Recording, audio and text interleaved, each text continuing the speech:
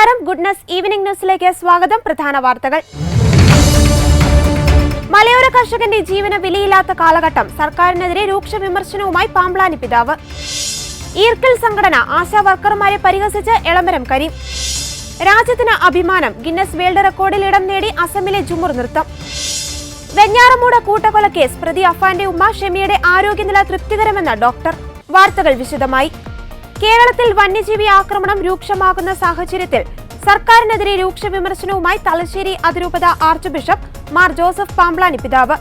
മലയോര കർഷകന്റെ ജീവന് ഇത്രയേറെ വിലയില്ലാത്ത ഒരു കാലഘട്ടം ഇതിനു മുമ്പ് ഒരിക്കലും ഉണ്ടായിട്ടില്ലെന്ന് പിതാവ് പറഞ്ഞു. മലയോരത്ത് വർദ്ധിച്ചുവരുന്ന വന്യജീവി ആക്രമണങ്ങളിൽ ജീവൻ പൊലിയുന്നവരുടെ എണ്ണം അനുദിനം വർദ്ധിച്ചുവരുന്ന സാഹചര്യത്തിൽ അടിയന്തരമായ ശാശ്വത നടപടികൾ സ്വീകരിക്കണമെന്ന് ആവശ്യപ്പെട്ടുകൊണ്ട് KCYM, SMYM തലശ്ശേരി അതിരൂപതാ സമിതിയുടെ നേതൃത്വത്തിൽ എടൂരിൽ വെച്ച് നടന്ന രാപ്പകൽ ഉപവാസ സമരത്തിനിടെയാണ് പിതാവ് ഇക്കാര്യം വ്യക്തമാക്കിയത്. ഒരു സമരവേദിയിൽ നാം ആയിരിക്കുന്നത് വളരെ ഏറെ ദുഃഖത്തോടുകൂടിയാണ്. മലയോര ജനത വലിയ കഷ്ടപ്പാടിലൂടെ കടന്നു പോകുന്നു എന്ന് നമുക്കെല്ലാവർക്കും അറിവുള്ളതാണ്. കഷ്ടപ്പാടിൻ്റെ ഈ നാളുകളിൽ അതിനെ അങ്ങേയറ്റം ദുർവഹമാക്കിക്കൊണ്ട് ഇതാ കാട്ടാനയുടെ വന്യമൃഗങ്ങളുടെ നിരന്തരമായ ആക്രമങ്ങൾ ഉണ്ടാവുക. ആറളം ഫാമില് 14 ജീവനുകൾ പൊലിഞ്ഞിട്ടും കണ്ണു തുറക്കാത്ത സർക്കാരിൻ്റെ മുമ്പിൽ ഈ കഴിഞ്ഞ ദിവസം ആദിവാസികളായ നമ്മുടെ സഹോദരങ്ങൾ 2 പേര് കാട്ടാനയുടെ കലിക്കിരയായപ്പോൾ അത് സമാനതകളില്ലാത്ത വലിയ ദുഃഖത്തിന് നിദാനമായി എന്ന് നാം മനസ്സിലാക്കുന്നുണ്ട്. വാസ്തവത്തിൽ വന്യമൃഗങ്ങളുടെ നിരന്തരമായ ആക്രമണങ്ങൾ ഇങ്ങനെ വർദ്ധിച്ചു വരുമ്പോഴും അതിന് പരിഹാരം കണ്ടെത്തുന്നതിന് കഴിയാതെ സർക്കാർ ഇരുട്ടിൽ തപ്പുന്നു എന്നുള്ളത് ഏറെ ദുഃഖകരമാണ്. രാജ്യത്തെ മനുഷ്യന്റെ സ്വത്തിനും ജീവനും സംരക്ഷണം നൽകാനുള്ള ഭരണഘടനാപരമായ ഉത്തരവാദിത്വം നടപ്പിലാക്കുന്നതിൽ സർക്കാരുകൾക്കുണ്ടാകുന്ന ഗുരുതരമായ വീഴ്ചയാണ് ഇപ്രകാരമുള്ള മരണത്തിന് ഉത്തരവാദികളായി ചിത്രീകരിക്കാൻ, സർക്കാരിനെതിരായി തിരിയാൻ നമ്മെ പ്രേരിപ്പിക്കുന്നത് എന്നതും നാം തിരിച്ചറിയണം. വിവാദമായ ശശി തരൂർ MPയുടെ പരാമർശങ്ങൾ ഉൾപ്പെട്ട പോഡ്കാസ്റ്റിന്റെ പൂർണ്ണരൂപം പുറത്ത്. 2026 കേരള നിയമസഭാ തെരഞ്ഞെടുപ്പിൽ കോൺഗ്രസ് തന്റെ സേവനം ഏത് രീതിയിൽ ആവശ്യപ്പെടുമെന്ന് നോക്കാമെന്ന് പറഞ്ഞ തരൂർ ഘടകകക്ഷികളും ചില സർവേകളും തന്റെ ജനകീയതയെക്കുറിച്ച് വ്യക്തമാക്കിയിട്ടുണ്ടെന്നും അറിയിച്ചു. താൻ ജ്യോതിഷി അല്ലെന്നായിരുന്നു തന്റെ രാഷ്ട്രീയത്തിന്റെ ഭാവിയെ സംബന്ധിച്ച് തരൂറിന്റെ മറുപടി. രാഷ്ട്രീയത്തിൽ വന്നിരിക്കുന്നത് അതിനെ ഒരു കരിയറായി കണ്ടല്ല. ഐക്യരാഷ്ട്രസഭയിൽ പ്രവർത്തിച്ച ശേഷം കോൺഗ്രസിന്റെ അഭ്യർത്ഥന പ്രകാരമാണ് ഞാൻ രാഷ്ട്രീയത്തിലേക്ക് എത്തിയത്. എന്നാൽ ഭാരതത്തെയും കേരളത്തെയും മെച്ചപ്പെടുത്തുക എന്നതാണ് എന്റെ ഉദ്ദേശം. അതിലൊരു മാറ്റവുമില്ല. ഭാരതത്തിന്റെ ബഹുസ്വരത, കേരളത്തിന്റെ വികസനം, കേരളത്തിലും ഭാരതത്തിലും തൊഴിലില്ലായ്മയ്ക്കുള്ള പരിഹാരം, ഇക്കാര്യങ്ങളെക്കുറിച്ചാണ് ഞാൻ എല്ലാ കാലത്തും സംസാരിക്കുന്നത്. കേരളത്തിന്റെ ആവശ്യങ്ങൾക്ക് വേണ്ടി രാഷ്ട്രീയത്തിനതീതമായി ചിന്തിക്കണം. രാഷ്ട്രീയം നിറഞ്ഞതാണ് കേരളമെങ്കിലും വികസനത്തിന്റെ വളർച്ച പോരാ എന്ന് തോന്നുന്നുണ്ട്. അതുകൊണ്ടാണ് ഞാൻ ശക്തമായി സംസാരിക്കുന്നതെന്നും ശശി തരൂർ ഇന്ത്യൻ എക്സ്പ്രസിന് നൽകിയ പോഡ്കാസ്റ്റിൽ പറയുന്നു. സമൂഹത്തിനെയും രാജ്യത്തിനെയും മെച്ചപ്പെടുത്തുന്നതിനാകണം രാഷ്ട്രീയം. അധികാരത്തിന് വേണ്ടി മാത്രമാകരുത് രാഷ്ട്രീയം. പ്രതിപക്ഷത്തായാലും ഭരണപക്ഷത്തായാലും എന്റെ നാട് നന്നാകണമെന്ന ചിന്തയാണ് എനിക്കുള്ളത്. അധികാരത്തിനും സമ്പാദിക്കാനും സ്വന്തം കാര്യങ്ങൾക്കും വേണ്ടി രാഷ്ട്രീയത്തിലിറങ്ങിയവരുണ്ടാകാം. പക്ഷേ ഞാൻ അങ്ങനെയല്ല, അങ്ങനെയാകാൻ പോകുന്നില്ലെന്നും തരൂർ കൂട്ടിച്ചേർത്തു. 1991 ശേഷം കോൺഗ്രസ് മാറിയപ്പോഴാണ് എനിക്ക് ആ പാർട്ടിയോട് കൂടുതൽ താല്പര്യം വന്നത്. അതിനു മുമ്പ് എനിക്കൊരു പാർട്ടിയും ഇല്ലായിരുന്നു. എല്ലാ പാർട്ടികളെയും എതിർത്തിട്ടുണ്ട്. BJPയുടെ വർഗീയതയെയും കമ്മ്യൂണിസ്റ്റുകാരുടെ പഴയ ഐഡിയോളജിയെയും എതിർത്തിട്ടുണ്ട്. പുതിയ കണ്ടുപിടുത്തങ്ങൾ വരുമ്പോൾ എതിർക്കുന്ന പാർട്ടിയാണ് കമ്മ്യൂണിസ്റ്റ് പാർട്ടി. കമ്പ്യൂട്ടർ വന്നപ്പോൾ അത് തല്ലിപ്പൊളിച്ച ആൾക്കാരാണ്. മൊബൈൽ ഫോൺ വന്നപ്പോൾ അത് പണക്കാരുടേതാണെന്ന് പറഞ്ഞിരുന്നു. ഇപ്പോൾ കമ്മ്യൂണിസ്റ്റ് ഓഫീസുകളിൽ കമ്പ്യൂട്ടറുണ്ട്. നേതാക്കളുടെ പോക്കറ്റുകളിൽ മൊബൈലുമുണ്ട്. സ്വകാര്യ സർവകലാശാലയെ എതിർത്തവരായിരുന്നു. ഇപ്പോൾ അതിനെ അനുകൂലിച്ചു. വിദേശ സർവകലാശാല വേണ്ടെന്ന് ഇപ്പോൾ പറയുന്നു. ഞാൻ ഉറപ്പു തരാം, അടുത്ത 5 വർഷത്തിനുള്ളിൽ അവർ അതിനെയും സ്വീകരിക്കുമെന്ന് തരൂർ പറഞ്ഞു. അടിയന്തരാവസ്ഥയെയും ഞാൻ എതിർത്തിട്ടുണ്ട്. രാഷ്ട്രീയത്തിൽ ഇറങ്ങിയപ്പോൾ തന്നെ എതിർപ്പ് നേരിട്ടുള്ള ആളാണ് ഞാൻ. അന്ന് എന്റെ കോലം കത്തിച്ചവർ ഇപ്പോഴുമുണ്ട്. ഞാൻ എന്ത് പറഞ്ഞാലും ചെയ്താലും കുറ്റം കണ്ടുപിടിക്കാൻ എന്റെ സ്വന്തം പാർട്ടിയിൽ പലരുമുണ്ട്. അതിനെക്കുറിച്ച് ആശങ്കയൊന്നുമില്ലെന്നും തരൂർ പോഡ്കാസ്റ്റിൽ പറയുന്നു. സമരം ചെയ്യുന്ന ആശാ വർക്കർമാർക്കെതിരെ വീണ്ടും ആക്ഷേപവുമായി CPM കേന്ദ്ര കമ്മിറ്റി അംഗം എളമരം കരീം. സമരം നടത്തുന്നത് ഏതോ ഒരു ഈർക്കൽ സംഘടനയാണെന്നും മാധ്യമ ശ്രദ്ധ കിട്ടിയപ്പോൾ സമരം ചെയ്യുന്നവർക്ക് ഹരമായെന്നും എളമരം കരീം പരിഹസിച്ചു. കൊച്ചിയിൽ മാധ്യമപ്രവർത്തകരോട് സംസാരിക്കവെയാണ് എളമരം കരീം ഇക്കാര്യം പറഞ്ഞത്. തൊഴിലാളി സംഘടനയായ CITUവിന്റെ നേതാവ് കൂടിയാണ് കരീം. ഇതും ഏതോ ഒരു ഈർക്കിൾ സംഘടന, അവർക്ക് ഒറ്റക്ക് അവരുടെ സംഘടനാ ശക്തി കൊണ്ടൊന്നല്ല ഇത് സംഭവിക്കുന്നത്. ഇതിൻ്റെ പിന്നിൽ ആരോ ഉണ്ടാവാം. പിന്നെ നല്ല മീഡിയ അറ്റൻഷൻ കിട്ടിയപ്പോൾ അവർക്കൊരു ഹരമായി. പിന്നെ മഹിളാ കോൺഗ്രസ് വന്ന് മന്ത്രിയുടെ ഓഫീസ് വീട്ടിലേക്ക് തള്ളിക്കയറുന്നു, എല്ലാ ദിവസവും വാർത്ത വരുന്നു. അപ്പോൾ അങ്ങനെ ഒരു ശ്രദ്ധ പിടിച്ചു പറ്റി എന്നുള്ളൊരു ആവേശത്തിലായിരിക്കാം അവർ കണ്ടിന്യൂ ചെയ്യുന്നത്. അതല്ലാതെ തൊഴിലാളികളുടെ പ്രശ്നം പരിഹരിക്കാൻ ഈ വിധത്തിലല്ല. ആരോഗ്യ മേഖലയിലെ പ്രവർത്തനം സ്തംഭിപ്പിക്കുന്ന സമരത്തിലേക്ക് ഒരിക്കലും ട്രേഡ് യൂണിയനുകൾ പോകാറില്ല. ഈ സമരം ചെയ്യുന്ന ആളുകൾക്ക് അതൊന്നും ഒരു പ്രശ്നമല്ല. അവരെന്തോ ചെയ്യുന്നു. ഇതിന്റെ ഭാഗമായി ആരോഗ്യ മേഖലയിലെ കണക്കെടുപ്പുകൾ, സർവേകൾ ഒന്നും നടക്കാതെയാകും. ഇതെല്ലാം കേന്ദ്രം ആവിഷ്കരിക്കുന്ന പദ്ധതിയാണ്.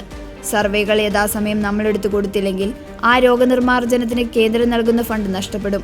അപ്പോൾ ഇത്തരം ജോലികൾ അനിശ്ചിതകാലത്തേക്ക് നിർത്തിവെച്ച് പോകുന്നത് ശരിയല്ല. ഒരു ദിവസമോ 2 ദിവസമോ ആണെങ്കിൽ എങ്ങനെയെങ്കിലും സഹിക്കാമെന്നും എളമരം കരീം പറഞ്ഞു. സർക്കാർ അവരോട് ജോലിക്ക് കയറാൻ പറഞ്ഞത് സമരം പൊളിക്കാനല്ലെന്നും എളമരം കരീം കൂട്ടിച്ചേർത്തു. തുടർച്ചയായ 3-ാം ദിവസമാണ് എളമരം കരീം സമരം ചെയ്യുന്ന ആശാ വർക്കർമാർക്കെതിരെ പരിഹാസമുയർത്തുന്നത്. തിങ്കളാഴ്ച ദേശാഭിമാനിയിൽ എഴുതിയ ലേഖനത്തിൽ സമരത്തിന് പിന്നിൽ അരാജക സംഘങ്ങളാണെന്നും പറഞ്ഞിരുന്നു. മൂന്നാറിൽ പെമ്പിളയൊരുമയിൽ നടത്തിയ സമരത്തിന്റെ തനിയാവർത്തനമാണിത്. ഇതേ മാതൃകയിൽ ആശാവർക്കർമാരെ തെറ്റിദ്ധരിപ്പിച്ചാണ് സമരം ആരംഭിച്ചതെന്നും അദ്ദേഹം ലേഖനത്തിൽ എഴുതി. സമരത്തിനു പിന്നിൽ പാട്ടപ്പിരിവ് സംഘങ്ങളാണെന്നും ചൊവ്വാഴ്ച കരീം കൊല്ലത്ത് പറഞ്ഞത്. പെമ്പിളയൊരുമൈ സമരവുമായി ആശാവർക്കർമാരുടെ സമരത്തെ വീണ്ടും താരതമ്യപ്പെടുത്തിയ കരീം കേരളത്തിലെ 27,000 ആശാവർക്കർമാരിൽ വളരെ കുറച്ചുപേർ മാത്രമാണ് ഇപ്പോൾ സമരം ചെയ്യുന്നതെന്നും പറഞ്ഞിരുന്നു. ഗിന്നസ് വേൾഡ് റെക്കോർഡിൽ ഇടം നേടി 8,000 കലാകാരന്മാർ അണിനിരന്ന ജുമുർ നൃത്തം. അസമിലെ ഗുവാഹത്തിയിലാണ് കലാരൂപം അരങ്ങേറിയത്.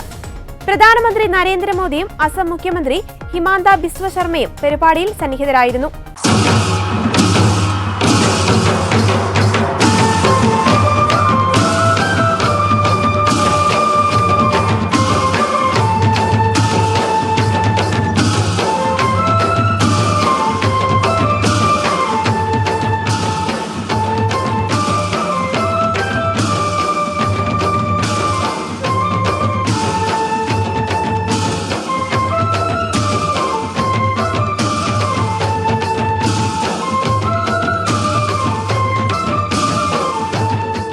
അസമിലെ തേയിലഗോത്ര സമൂഹങ്ങളിൽ വേരൂന്നിയ പരമ്പരാഗത നൃത്തരൂപമായ ജുമുർ നൃത്തം ശരത്കാലത്തെയാണ് അവതരിപ്പിക്കുന്നത്. ഛായാഗോത്രം എന്നാണ് ഇവർ അറിയപ്പെടുക. 200 വർഷം പിന്നിടുന്ന അസമിലെ തേയില വ്യവസായത്തിന്റെ വളർച്ച സൂചിപ്പിച്ചാണ് സംസ്ഥാനത്ത് അതിവിപുലമായ ജുമുർ നൃത്തം സംഘടിപ്പിച്ചത്. അസമിലെ ഗുവാഹത്തിയിൽ നടന്ന ഏറ്റവും വലിയ ജുമുർ നൃത്ത പ്രകടനത്തിന് സാക്ഷ്യം വഹിക്കാൻ പ്രധാനമന്ത്രി നരേന്ദ്രമോദിയും എത്തിയിരുന്നു. സുമയോർ ബിനന്ദിനി 2025 എന്ന പേരിൽ ഫെബ്രുവരി 24-നാണ് ഗുവാഹത്തിയിലെ സ്റ്റേഡിയത്തിൽ 8,500-ലധികം നർത്തകർ പങ്കെടുത്ത പരിപാടി നടന്നത്. കൂടാതെ ഈ പ്രദേശത്തിന്റെ സമ്പന്നമായ സാംസ്കാരിക പൈതൃകവും ഈ കലാരൂപം പ്രതിഫലിപ്പിക്കുന്നു. ജുമുർ നൃത്തത്തിന്റെ താളാത്മക ചലനങ്ങൾ മുതൽ മനോഹരമായ സംഗീതം വരെ അസമിലെ ഗോത്ര സമൂഹത്തിന്റെ ദൈനംദിന ജീവിതത്തിലെ സന്തോഷങ്ങളെയും ദുഃഖങ്ങളെയുമാണ് കാണിക്കുന്നത്. നിർണായകമായ ധാതുഖനന കരാറിന് US-ഉം യുക്രൈനും ധാരണയായെന്ന് റിപ്പോർട്ട്. റഷ്യ-യുക്രൈൻ യുദ്ധം വേഗത്തിൽ അവസാനിപ്പിക്കുവാൻ US പ്രസിഡന്റ് ഡൊണാൾഡ് ട്രംപ് ശ്രമിക്കുന്നതിനിടെയാണ് നീക്കം. അമേരിക്കയുടെ പിന്തുണ നേടുവാനുള്ള ശ്രമത്തിന്റെ ഭാഗമായാണ് കരാറിന് യുക്രൈൻ സമ്മതിച്ചതെന്നാണ് സൂചന. ധാതുഖനന കരാറിലെ കരട് വ്യവസ്ഥകളിൽ US-ഉം യുക്രൈനും യോജിച്ചുവെന്ന് റോയിട്ടേഴ്സ് റിപ്പോർട്ട് ചെയ്തു. സുരക്ഷാ ഉറപ്പുകളോ ആയുധങ്ങളുടെ തുടർച്ചയായ കൈമാറ്റമോ കരാറിൽ ഇല്ലെന്നാണ് സൂചന. സ്വതന്ത്രവും പരമാധികാരവും സുരക്ഷിതവുമായ യുക്രൈനാണ് US ആഗ്രഹിക്കുന്നത്. ഭാവിയിലെ ആയുധ കയറ്റുമതി സംബന്ധിച്ച് ചർച്ചകൾ തുടരുമെന്നും US ഉദ്യോഗസ്ഥർ പറഞ്ഞു. യുക്രൈനിന്റെ പ്രകൃതി സമ്പത്തിൽ $500 ബില്യൺ അവകാശം ചോദിച്ചിരുന്ന US നിലപാടിൽ പ്രതിഷേധിച്ച് ധാതു കരാറിന്റെ മുൻകരടിൽ ഒപ്പിടാൻ സെലൻസ്കി വിസമ്മതിച്ചിരുന്നു. US പ്രഖ്യാപിച്ച സഹായത്തിൽ നിന്ന് വളരെ കുറച്ചേ ലഭിച്ചുള്ളൂവെന്നും യുക്രൈനിന് ആവശ്യമായ സുരക്ഷാ ഉറപ്പുകൾ കരാറിൽ ഇല്ലെന്നും അറിയിച്ചു. പുതുക്കിയ കരാറിലാണ് ഇരു രാജ്യങ്ങളും ഒപ്പുവെക്കുക. ധാതുക്കൾ, ഹൈഡ്രോ കാർബണുകൾ എന്നിവയുടെ ഖനനത്തിനും മറ്റുമായി യുഎസും യുക്രൈനും പുനർനിർമ്മാണ നിക്ഷേപ ഫണ്ട് രൂപീകരിക്കും. യൂറോപ്യൻ യൂണിയൻ നിർണായകമെന്ന് തിരിച്ചറിഞ്ഞ 34 ധാതുക്കളിൽ 22 എണ്ണത്തിന്റെയും നിക്ഷേപം യുക്രൈനിലുണ്ട്. അവയിൽ വ്യവസായിക നിർമ്മാണ വസ്തുക്കൾ, ഫെറോ അലോയ്, വിലയേറിയ നോൺ ഫെറസ് ലോഹങ്ങൾ, ചില അപൂർവ മൂലകങ്ങൾ എന്നിവ ഉൾപ്പെടുന്നു. വൈദ്യുത വാഹന ബാറ്ററികളിലെയും ആണവ റിയാക്ടറുകളിലെയും പ്രധാന ഘടകമായ ഗ്രാഫൈറ്റിന്റെ കരുതൽ ശേഖരവും യുക്രൈനുണ്ട്. വലിയ കരാറിൽ ഒപ്പുവെക്കാൻ യുക്രൈൻ പ്രസിഡന്റ് വ്ളാഡിമിർ സെലൻസ്കി വെള്ളിയാഴ്ച വാഷിംഗ്ടണിലേക്ക് വരുമെന്ന് ട്രംപ് മാധ്യമപ്രവർത്തകരോട് പറഞ്ഞിരുന്നു. കഴിഞ്ഞയാഴ്ച പരസ്പരം വിമർശിച്ചതിന് പിന്നാലെയായിരുന്നു പ്രസ്താവന. കോടിക്കണക്കിന് ഡോളറിന്റെ സഹായത്തിന് പകരമായുള്ളതാണ് കരാർ എന്നാണ് ട്രംപിന്റെ നിലപാട്. യുക്രൈനിലേക്ക് സമാധാന സേനയെ അയക്കാൻ തയ്യാറാണെന്ന് ചില യൂറോപ്യൻ രാജ്യങ്ങൾ പറഞ്ഞിട്ടുണ്ട്. റഷ്യ അത്തരം സമാധാന സേനയെ സ്വീകരിക്കുമെന്നും ട്രംപ് പറഞ്ഞെങ്കിലും മോസ്കോ അത് നിഷേധിച്ചിരുന്നു. എന്നാൽ UN ചാർട്ടറിലെ മൂല്യങ്ങൾ ഉയർത്തിപ്പിടിക്കുന്നവരാണ് ഇന്ത്യയെങ്കിൽ തങ്ങളോടൊപ്പം റഷ്യയെ അപലപിച്ച് വോട്ട് ചെയ്യാൻ 3 വർഷം മുൻപ് ആവശ്യപ്പെട്ട US മറുകണ്ഠം ചാടിയിരിക്കുകയാണ്. യുക്രൈൻ യുദ്ധത്തിൽ റഷ്യയെ അപലപിക്കുന്ന പ്രമേയത്തിനെതിരെ US ഇതാദ്യമായി വോട്ട് ചെയ്തു, അതും റഷ്യയോടൊപ്പം. അതേസമയം യുക്രൈൻ യുദ്ധത്തിൽ USന്റെ കളം മാറ്റി ചവിട്ടൽ യൂറോപ്പിലെ സഖ്യകക്ഷികളെ വെട്ടിലാക്കിയിരിക്കുകയാണ്. ഫ്രഞ്ച് പ്രസിഡന്റ് ഇമ്മാനുവൽ മാക്രോൺ ഇന്നലെ വാഷിംഗ്ടണിൽ US പ്രസിഡന്റ് ഡൊണാൾഡ് ട്രംപുമായി നടത്തിയ ചർച്ചകളിൽ ഇക്കാര്യം വ്യക്തമായിരുന്നു. നാറ്റോയിലെ യൂറോപ്യൻ രാജ്യങ്ങൾ തങ്ങളുടെ സൈനിക ചെലവ് വർദ്ധിപ്പിക്കണമെന്ന ട്രംപിന്റെ ആവശ്യവും അവരെ വിഷമിപ്പിച്ചിരുന്നു. ഇന്ത്യയെ സംബന്ധിച്ച് ഇതൊരു ധാർമ്മിക വിജയമാണ്. യുക്രൈൻ റഷ്യ പ്രശ്നം ചർച്ചകളിലൂടെ പരിഹരിക്കണമെന്ന ഇന്ത്യയുടെ വാദത്തിന് അംഗീകാരം ലഭിച്ചിരിക്കുകയാണ്. 3 വർഷം മുൻപ് യുദ്ധം ആരംഭിച്ചപ്പോൾ ഐക്യരാഷ്ട്ര സംഘടനയിലെ US പ്രതിനിധി ലിൻഡ തോമസ് ഗ്രീൻഫീൽഡാണ് ഇരുചേരിയിലും ചേരാത്ത ഇന്ത്യയുൾപ്പെടെയുള്ള രാജ്യങ്ങൾക്കെതിരെ ആഞ്ഞടിച്ചത്. USനെ ഒപ്പം നിൽക്കാത്തവരെയും വോട്ടിംഗിൽ നിന്ന് മാറി നിന്ന രാജ്യങ്ങളെയും UN ചാർട്ടറിൽ വിശ്വാസമില്ലാത്തവർ എന്നിവരെ അവർ വിമർശിച്ചു. 2ാം ലോക യുദ്ധം കഴിഞ്ഞ് അമേരിക്കയും സോവിയറ്റ് യൂണിയനും തമ്മിൽ ശീതയുദ്ധം ആരംഭിച്ച കാലത്തെ അനുസ്മരിപ്പിക്കുന്നതായിരുന്നു ആ വാക്കുകൾ. അക്കാലത്ത് ഇന്ത്യയും മറ്റ് വികസ്വര രാജ്യങ്ങളും സ്വീകരിച്ച ചേരിചേരായ്മയെ അധാർമികമെന്നാണ് അമേരിക്ക അന്ന് വിശേഷിപ്പിച്ചിരുന്നത്. വെഞ്ഞാറമൂട് കൂട്ടക്കൊലക്കേസ് പ്രതി അഫാന്റെ മാതാവ് ഷെമിയുടെ ആരോഗ്യനില തൃപ്തികരമെന്ന് Gokulam medical college doctor Kiran Rajagopal. നിലവിൽ അവർക്ക് ബോധം വന്നിട്ടുണ്ട്, സംസാരിക്കുന്നുണ്ടെന്നും ബന്ധുക്കളെയൊക്കെ അന്വേഷിക്കുന്നുണ്ടെന്നും ഡോക്ടർ മാധ്യമങ്ങളോട് പറഞ്ഞു. അപകടനില പൂർണ്ണമായും തരണം ചെയ്തുവെന്ന് പറയാൻ പറ്റില്ലെന്നും ആരോഗ്യസ്ഥിതി മെച്ചപ്പെട്ടിട്ടുണ്ടെന്നും ഡോക്ടർ വ്യക്തമാക്കി. ഈ പറഞ്ഞ പോലെ തലച്ചോറിനൊരു ക്ഷതം ഉള്ളപ്പോൾ ഒരു 48 മണിക്കൂറെങ്കിലും അതിനകത്ത് ഒബ്സർവേഷൻ തന്നെ വേണ്ടിവരും. അത് കഴിഞ്ഞ് തന്നെ നമുക്ക് പറയാൻ പറ്റും. ഇപ്പോൾ സ്റ്റേബിളായി തുടരുന്നുണ്ട്, ഇന്നലത്തെ പോലെ തന്നെ സ്റ്റേബിളായി തുടരുന്നുണ്ട്. അഫന്റെ മാതാവ് ഷെമിയുടെ തലച്ചോറിലെ സ്കാൻ രാവിലെ എടുത്തിരുന്നു. കഴിഞ്ഞ ദിവസത്തെ പോലെ തുടരുകയാണ്. സംസാരിക്കുന്നുണ്ട്, ബന്ധുക്കളെയൊക്കെ അന്വേഷിക്കുന്നുണ്ട്, വേദനയുള്ള കാര്യങ്ങൾ പറയുന്നുണ്ട്. ഇതേപോലെ നിരീക്ഷണത്തിൽ തുടരും. നിലവിൽ ആരോഗ്യനില തൃപ്തികരമാണെന്നും 48 മണിക്കൂറിന് ശേഷം ഒരു സ്കാൻ കൂടി ചെയ്യേണ്ടതുണ്ടെന്നും അതിനുശേഷം കൂടുതൽ വിവരങ്ങൾ നൽകാമെന്നും ഡോക്ടർ കിരൺ രാജഗോപാൽ പറഞ്ഞു. തലയിൽ മുറിവുകൾ ഉണ്ടായിരുന്നു, മുഖത്തെ എല്ലുകൾക്കും തലയോട്ടിക്കും പൊട്ടലുണ്ട്. പോലീസിനെ വിവരങ്ങൾ അറിയിച്ചിട്ടുണ്ടെന്നും അദ്ദേഹം കൂട്ടിച്ചേർത്തു. കൂട്ടക്കൊലയുമായി ബന്ധപ്പെട്ട് നിർണായക വിവരങ്ങൾ പ്രതി അഫന്റെ മാതാവ് ഷെമിയുടെ പക്കൽ നിന്ന് ലഭിക്കുമെന്ന പ്രതീക്ഷയിലാണ് അന്വേഷണ സംഘം. സംഭവവുമായി ബന്ധപ്പെട്ട് നിലവിൽ ജീവിച്ചിരിക്കുന്നത് 2 പേർ മാത്രമാണ്. അതിലൊന്ന് പ്രതി അഫനാണ്, മറ്റൊന്ന് പ്രതിയുടെ മാതാവാണ്. വലിയ സാമ്പത്തിക ബാധ്യത കണക്കിലെടുത്ത് എല്ലാവരും ആത്മഹത്യ ചെയ്യാനുള്ള തീരുമാനമെന്നായിരുന്നു പ്രതിയുടെ മൊഴിയിലൊന്ന്. ഇതിലൊക്കെ കൂടുതൽ വ്യക്തത വരേണ്ടതുണ്ട്. ചികിത്സയിൽ കഴിയുന്ന ഷെമിയുടെ മൊഴിയെടുത്തതിനു ശേഷം മാത്രമേ ഇതിൽ വ്യക്തത വരൂ. സംസ്ഥാനത്തെ വന്യമൃഗ ആക്രമണങ്ങളിൽ രൂക്ഷ വിമർശനവുമായി ഹൈക്കോടതി. പട്ടികവർഗ ഫണ്ട് ഉപയോഗിച്ച് സംരക്ഷണ ഭിത്തികൾ നിർമ്മിക്കുവാൻ ഭരണാനുമതി ലഭിച്ചിട്ടും പദ്ധതിയുമായി സർക്കാർ മുന്നോട്ടു പോയിട്ടില്ല. കോടതിയുടെ വിവിധ നിർദ്ദേശങ്ങളും സർക്കാരിന്റെ മാർഗനിർദ്ദേശങ്ങളും ഉണ്ടായിട്ടും പ്രശ്നം മാറ്റമില്ലാതെ തുടരുകയാണ്. 2019 മുതൽ 2024 വരെ വന്യമൃഗങ്ങളുടെ ആക്രമണത്തിൽ സംസ്ഥാനത്ത് 555 പേർ മരിച്ചെന്ന കണക്ക് ഞെട്ടിപ്പിക്കുന്നതാണെന്നും കോടതി പറഞ്ഞു. കാട്ടാൻ ആക്രമിച്ചുണ്ടാകുന്ന മരണങ്ങളെക്കുറിച്ച് പതിവായി കേൾക്കുന്നത് നിരാശാജനകമാണ്. ആശ്വാസവാക്കുകളോ ധനസഹായമോ മരിച്ചവരുടെ ഉറ്റവർക്കുണ്ടാകുന്ന വലിയ നഷ്ടത്തിന് പരിഹാരമാവില്ല. വന്യമൃഗങ്ങളുടെ നിരന്തരമായ ഭീഷണി മൂലം ഹൈറേഞ്ചുകളിലും വനമേഖലകളിലും ജനങ്ങൾ മരണഭീതിയിലാണെന്നും ജസ്റ്റിസ് CS ഡൈസ് പറഞ്ഞു.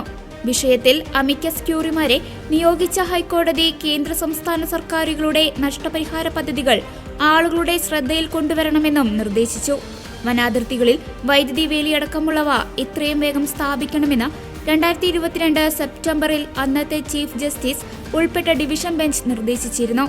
ഈ ഉത്തരവിന് ശേഷം എടുത്ത നടപടികളെപ്പറ്റി റിപ്പോർട്ട് സമർപ്പിക്കാൻ ചീഫ് സെക്രട്ടറിക്ക് കോടതി നിർദ്ദേശം നൽകി. മനുഷ്യ വന്യമൃഗ സംഘർഷം നിലനിൽക്കുന്ന പ്രദേശങ്ങളിലെ ജനങ്ങൾക്ക് പരാതികളും നിർദ്ദേശങ്ങളും അറിയിക്കാൻ ലീഗൽ സർവീസ് അതോറിറ്റി സർവേ നടത്തണം. കേന്ദ്ര സംസ്ഥാന സർക്കാരുകളുടെ നഷ്ടപരിഹാര പദ്ധതികൾ പ്രദേശവാസികളുടെ ശ്രദ്ധയിൽ കൊണ്ടുവരണം. അതിനുശേഷം റിപ്പോർട്ട് നൽകാനും ലീഗൽ സർവീസസ് അതോറിറ്റിയോട് കോടതി നിർദ്ദേശിച്ചു. കേന്ദ്ര വനം പരിസ്ഥിതി മന്ത്രാലയത്തെ സ്വമേധയാ കക്ഷി ചേർത്ത കോടതി മറുപടി സത്യവാങ്മൂലം സമർപ്പിക്കാനും നിർദ്ദേശം നൽകി.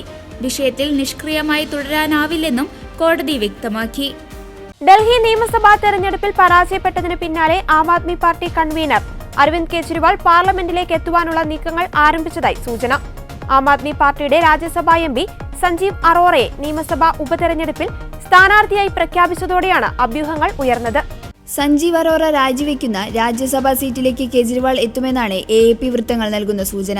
പഞ്ചാബിലെ ലുധിയാന വെസ്റ്റിൽ നടക്കുന്ന ഉപതെരഞ്ഞെടുപ്പിലേക്ക് സഞ്ജീവ് അറോറയെ ഇന്ന് രാവിലെയാണ് AAP സ്ഥാനാർത്ഥിയായി പ്രഖ്യാപിച്ചത്. AAPയുടെ സിറ്റിംഗ് സീറ്റാണിത്.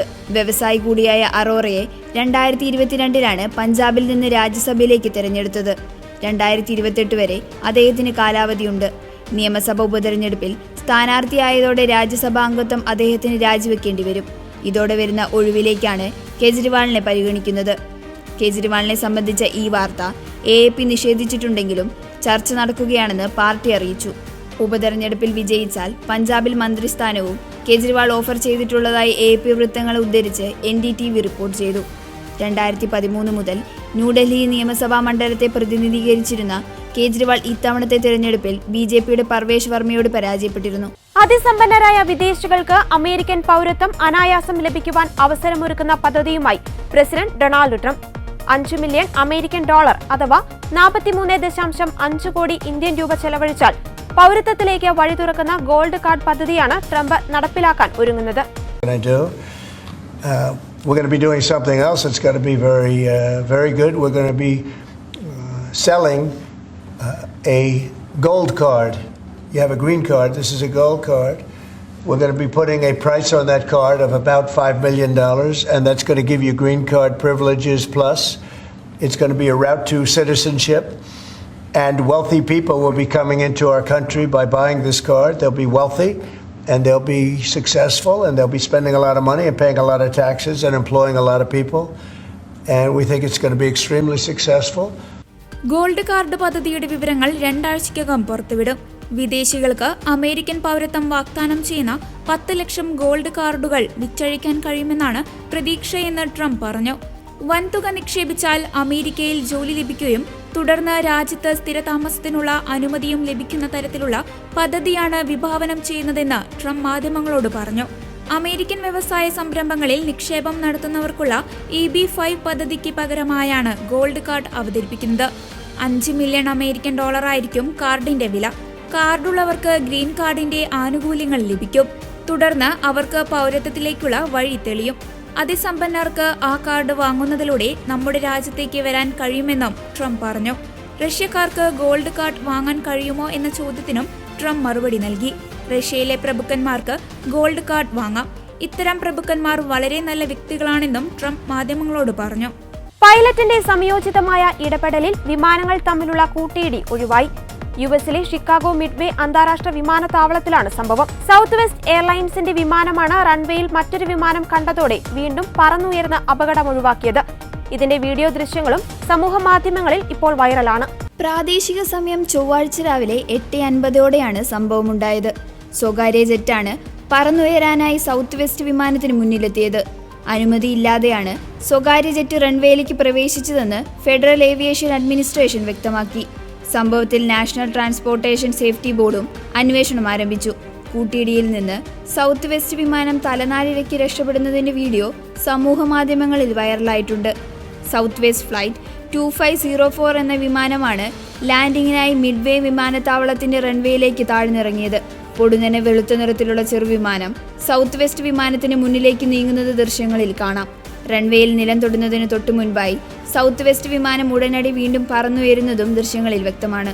ഇതോടെ ഗുഡ്നസ് ഈവനിംഗ് ന്യൂസ് ഇവിടെ പൂർണ്ണമാകുന്നു. കൂടുതൽ വാർത്താ അപ്ഡേറ്റുകൾക്കായി ഗുഡ്നസ് ന്യൂസ് ചാനൽ സന്ദർശിക്കുക. നന്ദി.